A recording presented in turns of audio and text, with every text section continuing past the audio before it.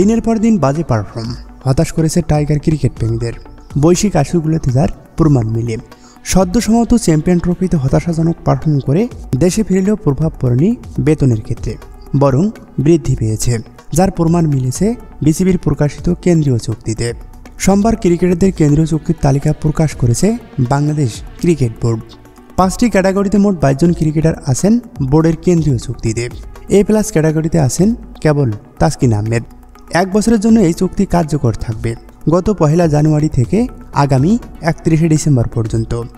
এর মধ্যে সর্বোচ্চ A+ ক্যাটাগরিতে আছেন একমাত্র ক্রিকেটার তাসকিন আহমেদ। প্রতি মাসে তিনি বেতন পাবেন 10 লাখ টাকা। অধিনায়ক নাজমুল হোসেন শান্ত সহ A ক্যাটাগরিতে আছেন মোট 4 জন ক্রিকেটার। বাকি 3 জন হলেন মেহেদী হাসান মিরাজ, লিটন কুমার দাস ও মুশফিকুর রহিম। প্রতি মাসে তারা বেতন পাবেন 8 লাখ টাকা করে। এবছরের ফেব্রুয়ারির পর কেন্দ্রীয় চুক্তি থেকে নিজের নাম সরিয়ে নিতে বিসিবিকে অনুরোধ জানিয়েছেন অভিজ্ঞ মাহমুদুল্লাহ রিয়াদ, যার ফলে গত 1 মার্চ থেকে চুক্তির বাইরে এই ক্রিকেটার। অন্যদিকে লম্বা সময় পর কেন্দ্রীয় চুক্তির তালিকায় নেই সাকিব আল হাসানের নাম। চুক্তিতে A ক্যাটাগরিতে রাখা হয়েছিল মুশফিকুর রহিমকে।